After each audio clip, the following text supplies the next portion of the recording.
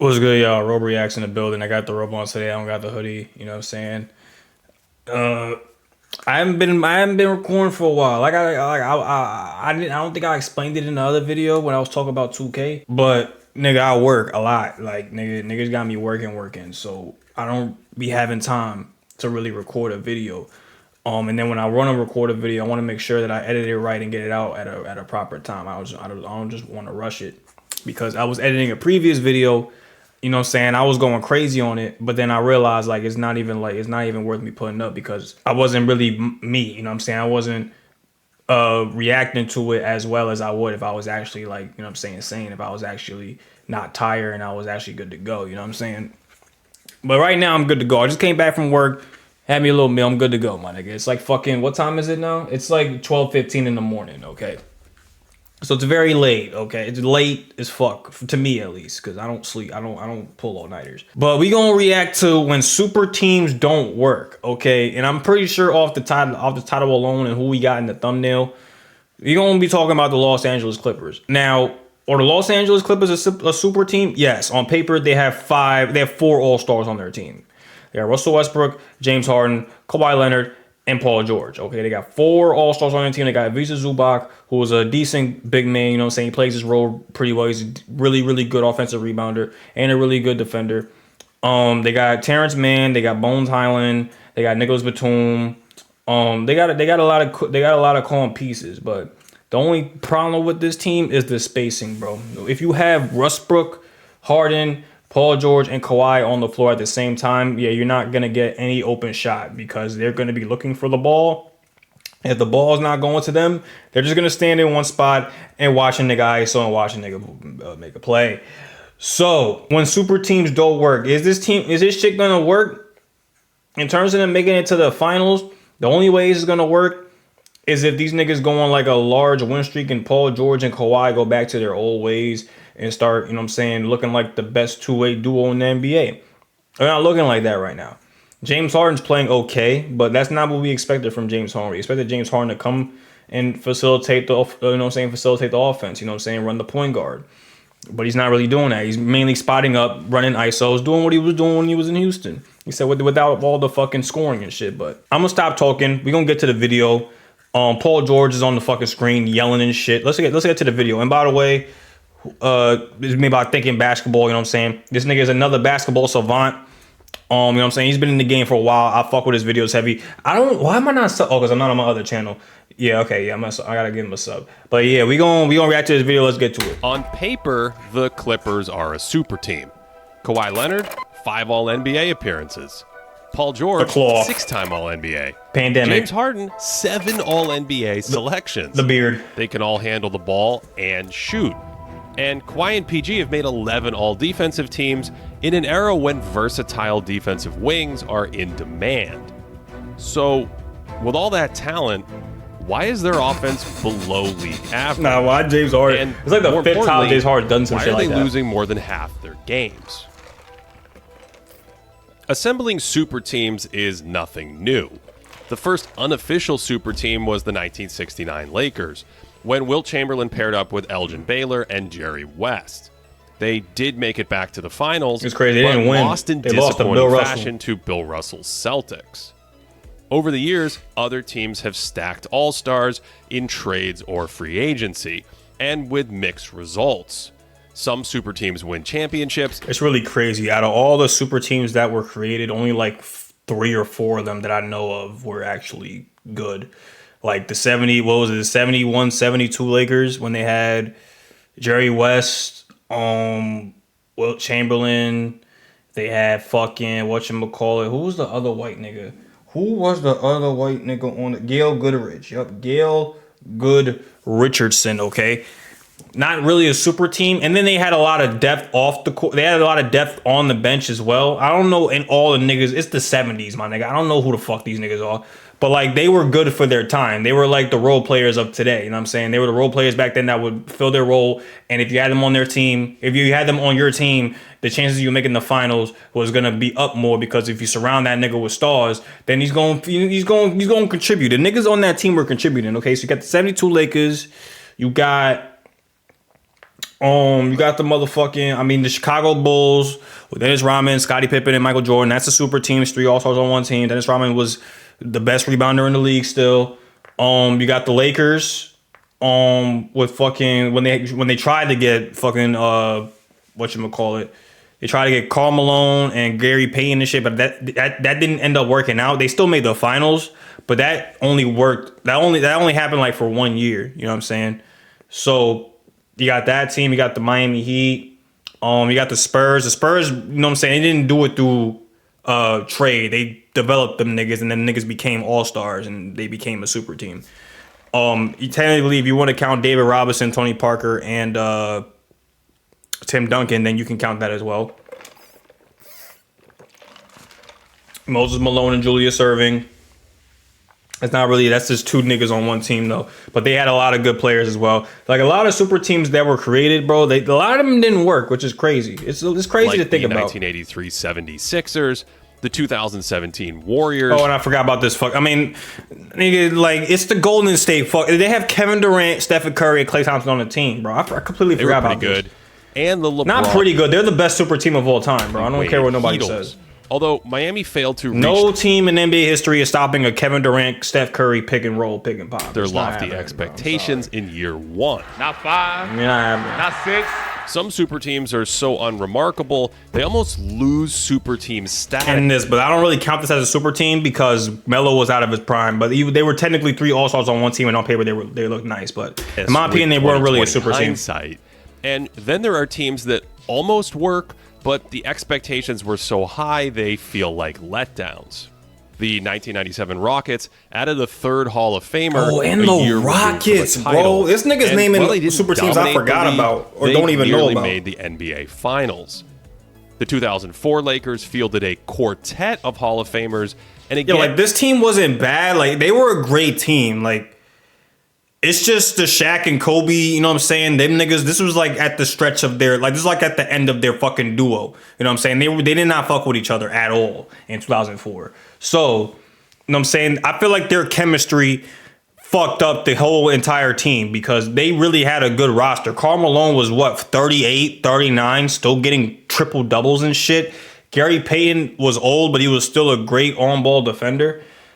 And Kobe Bryant and Shaq on top of that, you got Derek Fisher, you got Rick Fox, you got decent niggas. But like, bro, the fact that they lost to the Detroit Pistons, bro, I'm pretty sure if Shaq and Kobe were to just let all differences be aside and just play basketball, my nigga, they probably would have won. But you know what I'm saying? They had to let their egos get involved with that. So. And they fell short, but at least they were favorites in the final round of the playoffs. The current quartet of Hall of Famers in LA might not win a playoff series at this rate. And while age is often a factor that inflates expectations for super teams, there is a ton more going on here. The Clippers run a lot of plays designed for isolation post-ups for their star wings that almost look like they're from the 1990s. And while some of this iso ball works because Kawhi and PG are so skilled, it's not the most efficient team offense, and it also turns the other stars into overly qualified spot-up shooters. Notice how slow some of these sets are to develop. Harden's not looking to score here, but to hit Kawhi off this screen. Then they fall back on some isolation while 2 other Clippers clog up the paint. It's all very 2004. Harden's not really comfortable attacking from the elbow like this, so he's in all-out pass mode on these plays, waiting for something to develop. And when nothing does, he throws a hot potato to Westbrook, who's open for a reason. According to Synergy... Just like I said in the beginning, bro, if you have all 4 of those niggas on the floor at the same time, say goodbye to spacing because somebody's going to have to touch the ball eventually. If James Harden touches the ball, they're running an ISO. Kawhi Leonard touches the ball, they're running an ISO on the block. Paul George gets it, they're running a fucking ISO on the top of the key, and he's going to do whatever. And then if they bring a double, then they're going to swing it out, and then you got James Harden, you know what I'm saying, wide open for the 3. It works in theory, but it's just you got all 4 of these niggas on the floor, okay? If you're going to make it work, you got to take Westbrook off the floor and put a shooter there, because Westbrook can't shoot. Sorry to tell you niggas, can't fucking shoot. So, if you're going to run that shit, run the ISO, okay? At least have 4 niggas ready to shoot, okay? Or instead of doing that, just run play action with James Harden. Give James Harden the ball, run a little pick and roll, have him go to the basket, run the pick and roll with Zubac like he was doing on the 76ers, and then throw lobs to Zubac, set up Zubac for a few buckets, and then they start collapsing on Zubac, then swing it to Paul George. Or if they swing it to Paul George, and then Paul George gets locked up, then swing it over to Kawhi, and Kawhi's gonna take a contested fucking mid-range shot. It goes in every fucking time. You want a championship off that shot, okay? So, you know what I'm saying? It's just when you have all four of these niggas on the floor at the same time, bro, you cannot run your offense efficiently at all. Like, because these are all ball dominant niggas.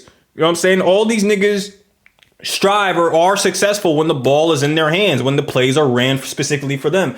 Another way to counteract this is to run plays specifically for them instead of just running ISOs for Kawhi. You know what I'm saying? Run some swings for Paul George. You know what I'm saying? Run some fucking, you know what I'm saying? Just run some shit. You know what I'm saying? Run some shit to get James Harden open, my nigga. Run some shit to get Paul George open. Or run some shit to get Kawhi Leonard open on a pull-up midi. You know what I'm saying? Instead of having these niggas just ISO. I don't know, bro. LA is at the top of the league in number of isolation possessions. And many are by design. This is after a timeout where a contested mid-ranger is not ideal. Yeah, Norman Powell was wide open. In slow motion. There's some confusion followed by a pick to generate a switch, but Nikola Jokic can stand in the lane because two Clippers are niggas standing in the corner. So a single defender can cover them, and the primary attack here is coisolation with 6 seconds left on the clock, which actually yields a pretty good shot. And that's the promise of this Clipper team. It's like it works, but it's like it works. The play that Tyronn Lue is running for these niggas, it works, but it's not effective, bro. It's not efficient at all because you're relying on contested pull-up shots and collapses on the defense when they try to go for a double team. You're relying on that. Like, you can't rely on shit like that. You got to actually coach, my nigga. Defenses have to double team because there's so much scoring talent. Kawhi brings it up and draws two defenders here. Harden skips it across court, and George ends up with a corner three. But they don't always capitalize when they draw a second defender. Off this screen, Harden draws two, but they lose the advantage on the pass because James thinks that Kawhi's popping out to the line, but he sort of rolls instead, and then Kawhi goes to work in isolation, draws that help defender, but in lieu of hitting Harden, he throws up a long two. Sometimes Kawhi will make that pass, but then the shooters won't shoot. George is wide open, but then the shooters won't way shoot. Too cute, and the moment is gone. And I'm not actually sure I've ever seen a team create so many advantages only to lose the advantage a second later. Yeah, like, why the fuck are you, like, oh my god, why the fuck are you not shooting the ball? Why the fuck are you waiting for your defender to come up on you to defend you, bro? You're wide open, my nigga. That shit just got me tight, I'm not gonna lie. Why did you just wait for Kevin Huerter to contest your shit? Or to get up on your shit when he was wide fucking open, my nigga? What the fuck is wrong with James Harden? Sometimes the spot-up shooter sort of record scratches. Terrence Mann is wide open here, but passes instead. So Norm Powell attacks a closeout, but then his pass is off the mark, and that lets the defense mostly recover. So sometimes this is also a passing issue. Kawhi draws the double, and the big man is open at the rim, but Leonard misses it. The skip pass is open, but it resets back to Harden, who's floated 35 feet out for some reason, and when it gets to George, the advantage is gone. And at least he can attack a bunch of space and hit pay dirt late in the clock. But like, you can't rely on shit like that, though. You can't rely on the coming down on the shot clock and I got to chuck some bullshit up, bro. This is not the triangle offense in the 1990s. Down bro. on this one, and when the double team comes, Harden's spaced too far away, and that means one defender can cover two Clippers. Kawhi misreads it, and that leads to a turnover. A few minutes later, it's the same foul. setup. I'm not gonna lie, that nigga fouled the Harden's in fuck out of position Harden this time, but Kawhi's worried about that fuck out of pass Harden now. Needs to dribble to find an outlet, and that leads to a wide open PG, but he doesn't fucking for some shoot the reason, goddamn and ball. Man isn't even in position. And now Kawhi's to wide shoot open, and they don't swing it to the Kawhi. advantage goes away. It goes away because they Harden didn't swing it ends to the up with right a nigga. difficult shot. They should have swung it to Kawhi. It was wide open, but he made it. Issues in these situations, capitalizing. All on right, his pick and roll, teammates' Zubac, attention, swing deciding over whether to to shoot Terrence or Mann. drive. Although Why Harden the has fuck did you probably just- killed more advantages than anyone. Man attacks the Pick and roll. closeout, and then instead of Closeout, shooting, give it to Paul George. You Harden should've given it to lets Paul George. Jabari Smith close all the way back to him so the defense can completely reset while he plays footsie in the corner. This time it's George working in space, so the defense sends a second defender to help. Second and Harden defender, isn't swing over even to Harden. thinking of shooting Swing it and over lets back the to Spurs Paul recover George. again. Swing it over back to Paul before George. You moving fucked into it up the pick already. and roll game. Thank you. And this one might take the That's a cake, foul. where he runs to the line just to Runs to the wait line, for then the waits for defender Royce O'Neal to him, fucking catch up to him. only so he can throw it over to Ian Eagle on press row. Yeah, this nigga. This is part of the challenge of Harden playing away from the ball. I mean, this was like first few games. Like Harden now is playing okay. Like he had a few good games, but like I see what niggas is talking about. Like Harden, bro, his spacing skills is terrible, bro. It's bad because this nigga will have an open shot and pass it up. This nigga will get a nigga open on the ISO and then he'll be fucking standing at the half court line. My nigga, why are you standing at the half court line? Okay. Now, this nigga should just fucking keep running pick and rolls with Zubac and then, you know what I'm saying, running and then run the play. And when Zubac and James Harden are on the floor, okay, just run pick and rolls, okay? Run pick and rolls, span the pick and rolls, and then if niggas collapse, hit Kawhi or Paul George, open for the three every fucking time, or Norman Powell, or Terrence Mann, or whoever the fuck is playing or is filling up the spot for Russell Westbrook. Because Russell Westbrook can't shoot. You can't have Russell Westbrook, James Harden, Paul George, and Kawhi on the floor at the same time. He's historically only a touch better on catch and shoot threes than on off the dribble ones, and he doesn't attack closeouts well. He's not going to explode into space and finish in traffic. And so he turns it into a tough mid-ranger instead. That means that defenses don't have to pay much attention to him when he doesn't have the ball. So his man can sit in Kawhi's driving lane while he's one pass away. Because they know if he passes it to Harden, he's not going to shoot. Other side and throws it to a defender. As strange as it sounds, the Clippers would be better in spot-up situations with an elite shooter or someone who attack closeouts with more explosiveness. But hold on. There's a flip side to that coin. And what exactly is that flip side? You know, I'm not a system player. I am a system. No, you're not. You know what I mean? No, you're not a system. And he's sort of right in that Harden pick and roll possessions have historically produced really good results. So the theory on these possessions is sound, with George occupying a defender on one side and Kawhi spacing the floor on the other, so Harden has room to drive and attack.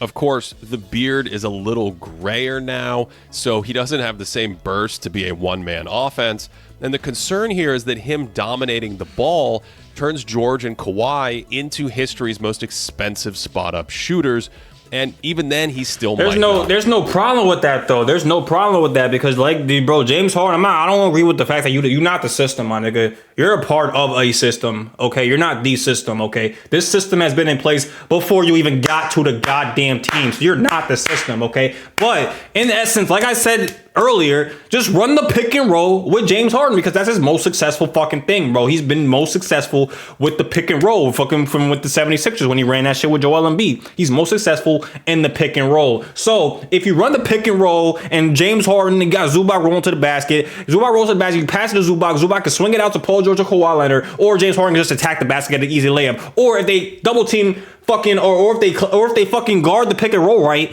and they swing a double team over, then boom, you got Paul George wide open, my nigga. Boom, you got PJ Tucker wide open. Boom, you got Terrence Mann wide open. You got niggas wide open. James Harden is a great passer. You're gonna see them niggas wide open. You know what I'm saying?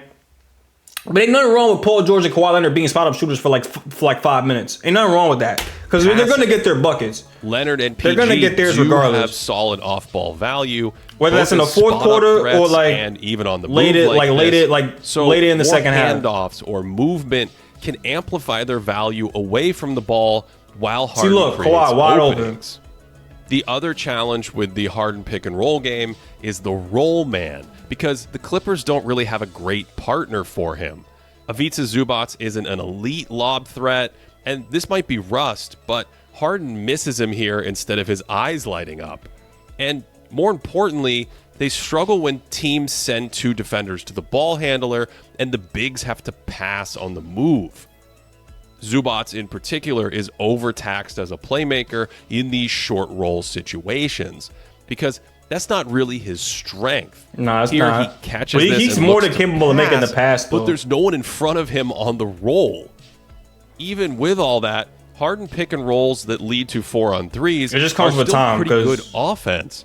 But the goal of a if super Zubac playing with these people, he's gonna learn how to make the right reads, bro. He practices with these niggas every fucking day. He's gonna learn how to make the right reads. team isn't to create good offense, it's to create great offense. Dang. And that's the rub with the Clippers. As currently constructed, it's hard to see the pieces all adding up without trade-offs. I mean, they could use Westbrook as a screener, and he's quite dangerous on the short roll, but then they would have 2 non-shooters on the court. Literally. So the spacing falls apart with either Zubac or Russ off the ball, and then sometimes Westbrook is overzealous, wanting to isolate himself. If they play small with Westbrook, then there's no big man to help protect the paint on penetration. And, of course, Harden himself presents defensive problems.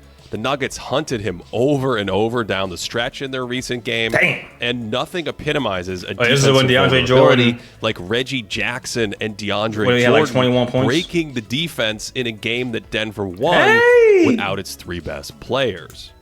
I actually think the Clippers will improve as they play together more and find offensive tactics that create and maintain more advantages. But this isn't a young team. They probably don't have a high defensive ceiling, and ultimately, there's only one basketball. And to me, that's the ultimate lesson with any super team that isn't actually all that super. 3 or 4 big scorers will make you competitive, but you can't just stack up stars and expect to be great, especially in an era where speed, decision-making, and movement are so important. Because, after all, basketball isn't played on paper. The Clippers are currently playing at a 42-win pace when accounting for factors like opponent quality and three-point shooting luck. 42-win pace. We track that for Patreon subscribers at thinkingbasketball.net.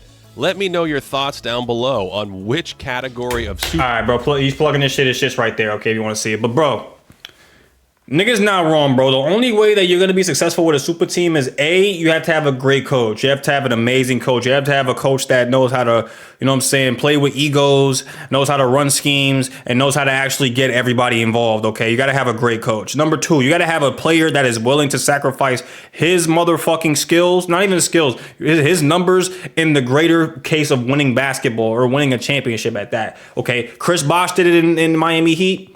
Kobe Bryant had to do it for like 2 years before he was like, bro, fuck all that, my nigga. I want to be the best. Okay. David Robinson had to do it when Tim Duncan came along, my nigga. He was like, all right, I'm going to let Tim Duncan be the man, okay? Klay Thompson with Golden State Warriors when they had Kevin Durant and Stephen Curry, my nigga. He was like, even though Klay Thompson was still, you know what I'm saying, one of the best, if not the second best shooter in the NBA. Next to Steph Curry, of course. He was still the third option on that team. I'm guaranteed if Kevin Durant was not on that team in 2017, 2018, Klay Thompson's numbers would have fucking skyrocketed. But because he had Kevin Durant on that team, that he had to settle for, you know what I'm saying, averaging low numbers. But which, you know what I'm saying, he got 2 championship rings out of it. So it worked out. And then even with the 1972 Lakers, bro, Wilt Chamberlain had to sacrifice being an amazing scorer to be a system big man, bro. He got rebounds, ran the outlets, you know what I'm saying, passed the ball to run the outlets. He got blocks, played amazing defense, and he got second chance buckets. You know what I'm saying? He was looking to pass. He was looking for niggas to score. He wasn't out here looking for himself to score. So that led them to winning a championship too. So he's not wrong about that, bro. Those are 2 things. And then the third thing, I believe, you need that hunger, okay? Everybody on that team, including the fucking bench warmers and including the role players on the team, okay? Everybody on that team has to believe we're the best in the NBA. Nobody can fucking stop us. We have 3 of the best niggas in the NBA on our fucking team. Nobody can stop us. Nobody can do anything to us. Coach, run the plays. You know what I'm saying? Let's get it going. They gotta go on. They gotta be on war mode every fucking game, okay? Because if they lose one game or if they lose a bunch of games and they're a super team, your whole credibility goes out the window, and you got every media source talking about you, talking about how you're a bust, talking about how you're a disappointment, this and the third. You gotta be on tilt if you got a super team. Because if you got a super team and you're losing, the team's not really that super no more, okay? You lost all your super abilities, okay? So, but that's the three things that, you know what I'm saying, will make a super team actually win. Because Miami Heat, they lost the first year, and then after that, they learned from that, and they got two more after that, okay? The fucking the Lakers, they lost. I think they lost in '97, and they lost in '90. They lost in '98, and they lost in '99, okay? And then it took, you know what I'm saying, it took Kobe Bryant having to, you know what I'm saying, step up his game for these niggas to actually win a championship in 2000. Shaquille O'Neal was doing Shaquille O'Neal shit, but you know what I'm saying, niggas had to, you know what I'm saying, niggas had to elevate their game. Niggas had to believe, yo, we the best in the fucking NBA. Nobody can stop us. For these niggas to actually, you know what I'm saying, go and make it to the finals, okay? You need to just have that mentality of like, yo, we the best in the NBA. If you have that mentality, you can achieve anything, bro. But that's enough of me rambling. Hopefully you guys enjoyed this video. I got a lot of fucking editing to do. I'm gonna probably be editing this bitch for like 2 hours. But fuck, we gon' thug it out, my nigga. I love you niggas, so we gon' thug it out, okay? But hopefully you guys enjoyed this video. Make sure to like, comment, subscribe, and I'm out. Peace.